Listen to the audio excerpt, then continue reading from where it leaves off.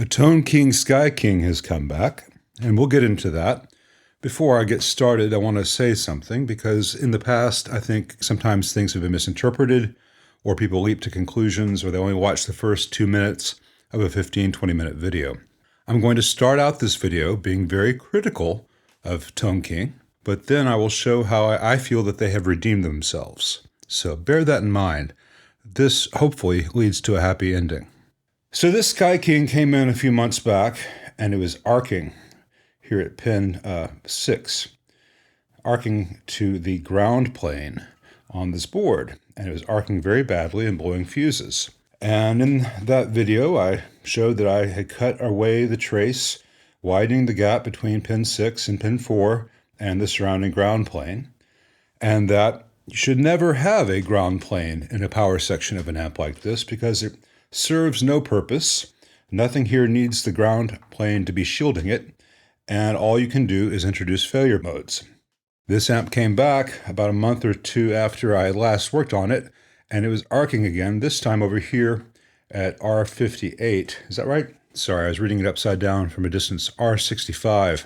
That is a resistor tied to the HT supply at pin 6, which then drops that and goes to a diode and becomes a low voltage supply, negative voltage supply. But anyway, it was also arcing right here where this resistor lead joins, and it was arcing to the same ground plane. And I contacted BAD, Tone King, through a friend who's associated with them. And I was told that, in fact, they were aware of this. This board is Rev D, and they were going to send me the new board, Rev E, where they have fixed this problem. Let's see if they have. They also said that they would send the board for free, and whatever time it takes me to change this out, they will pay me. The owner will not pay for this. This will be a warranty repair as far as BAD Tone King is concerned, which is going to be very good news for the owner of this relatively new $2,500 amp. Here is the new board. It is Rev E, and the ground plane is only over here where the audio portion is. There is no ground plane here where all the power stuff is, and all the screen stuff is, and all the cathode bias stuff is. So that's good. And I've gone through this entire board. All the caps are installed properly. All the resistors are installed properly. There are no bad solder joints. So this is not like some of the Marshall replacement boards I've gotten. I did have to go and further seat some of the radial caps. They were just up off the board just a tiny bit. So all the mass of them and any vibrations they would encounter would have just been supported by those two little leads.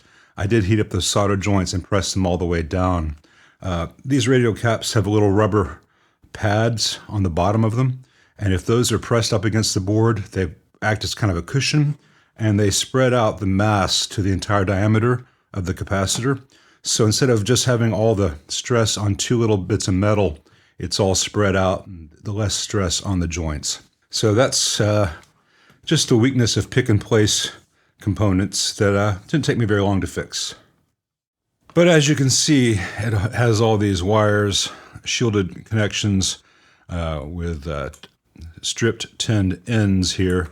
I've got to go through and disconnect them all from the previous places they're connected and take photos so I know where everything goes and put this back together. This is going to be a pretty long process, and I won't be able to show the during, but I'll report back on how difficult it will be. I don't think it's going to be difficult. It's just going to be a little bit time consuming, and I'll be using this camera to take photos for myself showing where this goes, like master volume and presence or whatever, so I don't make mistakes as far as black, red, white, etc. Yeah, so this should be pretty straightforward. I'll report back if there are any problems. I doubt there will be. I think I'm repeating myself, so I'm just going to get started. All right, here's the old board. It's all out and disconnected, and you can see the ground plane there, that texture. And right there you can see where it was arcing from this pad to the ground plane, and just a little burned chip area there. And here on the new board, you can see there is no ground plane, and there is nothing to arc here. So the trace, well, it's still run a little bit closer to that pad than I would like. I would have put I would have angled this sooner so it runs more in the middle of this diode, so when it comes close to this pad or this pad, what can you do? This is better than it was, much better than it was, and maybe that's enough, but it's just a thing of, auto routing is great. Auto routing lets you place all the components on a board, and it'll the computer will put in traces where it makes sense for the computer. But you really need to go behind again, because that's potentially a problem. That's potentially a problem. It'd be much better if the angle started here, so that this trace would not be as close to this or this. You could have had it equidistant between this pad and this pad and not come anywhere near this pad. These are tied together. There's a trace there. But they also reverse the diode and the resistor in its sequence, but it doesn't really matter. So it's not perfect. And this is just the kind of thing where a human designer would say, let's move that, or do it here so it comes this way and then comes this way. It may seem like I'm really nitpicking, but races are won by inches. Over in this area where the first Sky King I had in, these resistors burned and this cap shorted. I'm sure the cap shorting burned the resistors. This cap was located over here. They have since moved it over here, farther away from the heat of the tube. That's good. It's still pretty close to that resistor. It would be better if it were moved a little bit farther away for heat. But again, it probably shorted to the ground plane that used to be here. The ground plane is no longer here. So I would say this amp has moved from a grade F board to a grade B- board. Hopefully it sounds great, and all the potential problems with traces still not being run ideally just remain potential problems, and theoretically not as good as it could have been. Hopefully revision E does not have the critical failures in the field that revision D certainly did. Well, everything's reconnected except the reverb send and this stuff going to the output board. That'll get reconnected in just a minute. Then hopefully it'll be a fairly easy thing to fire it up and life will be good. The wires used to connect to the pots, I'm glad that they're, not little mini PCBs here, that they're all individual pots. So if this pot failed, it'd be pretty easy to change it out. The wiring that they use, though, not from the owner's point of view, but from a tech's point of view, just a heads up to anyone who gets one of these in to work on. It's that stuff you find in a lot of mic cables, where really stiff wire and the insulation melts if on a particularly warm summer's day. So you got to work really fast and careful and hot, but fast. Otherwise, it just melts back. Fortunately, they give you lots of excess length, so if you make a little mistake, you can offset that. Again, that won't affect the sound or performance of the amp. Just if you get one of these in for service, that's that nasty stuff that no one really likes. But hey, yeah, it worked for me. It'll work for you. Just practice a little bit if necessary, if it's your first rodeo. On to the next bit.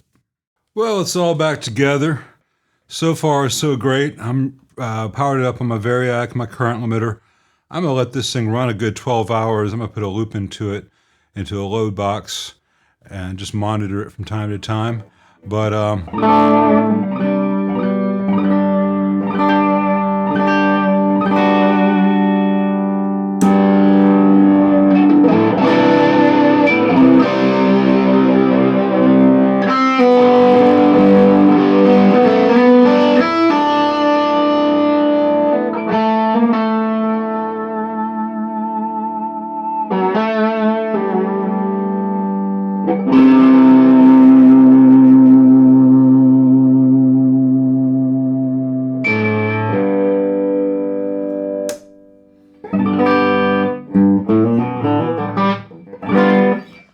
sounds pretty promising so far, especially in comparison to all the sparks and shorts and smoke that it was doing before.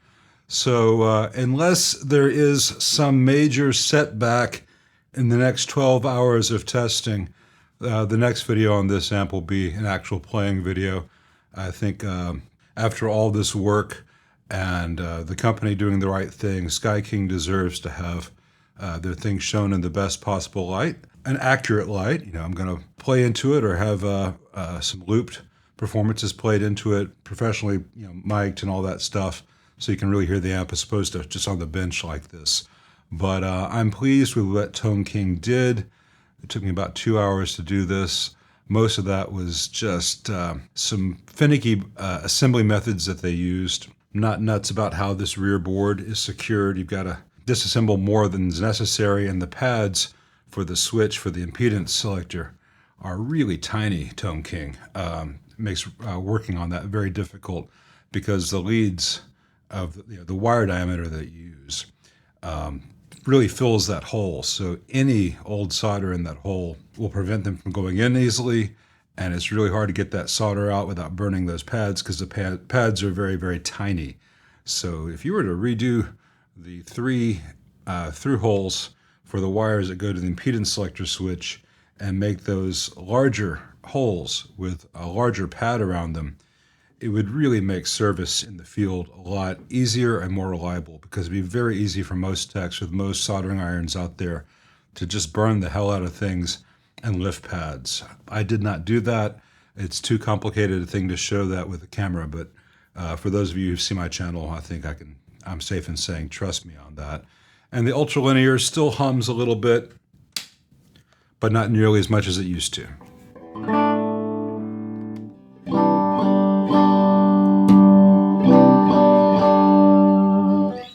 But given the attenuation on the output, I think the pentode mode sounds better than the ultralinear anyway, and you can use these to adjust your volume.